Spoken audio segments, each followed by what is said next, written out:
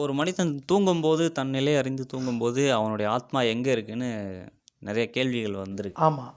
இப்போ அவன் தூங்கும்போது நம்ம இருப்போமா, இருக்க மாட்டோமா? இது தூங்குவது போல் சாக்காடு, தூங்கி விழிப்பது பிறப்பு. இது வந்து பெரிய சப்ஜெக்ட்டு.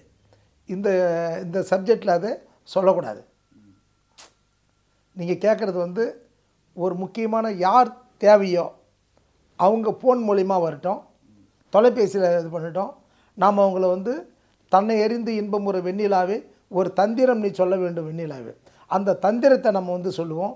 ஞானம் என்ற திறவுகோல் எங்ககிட்ட தான் இருக்குது, சித்தர்கிட்ட தான் இருக்குது. அந்த ஞானம் என்ற திறவுகோல் நம்ம வந்து போட்டு திறக்கலைன்னு சொன்னால் எதுவும் செய்ய முடியாது. அந்த ஞான திறவுகோல் நான் கொடுக்கறதுக்கு தயாராக இருக்கிறேன், நீங்கள் பயன்படுங்க. சரியை கிரியை யோகம் ஞானம் சத்தினிபாதம்ன்ற ஒரு நிலைகள்லாம் இருக்குது. அதை அறிந்து தன்னை அறியணும். நம்மளை நம்ம அறியாதவே எதை பற்றியும் நம்ம பேசுகிறது பிரயோஜனம் இல்லாமல் போயிடும்.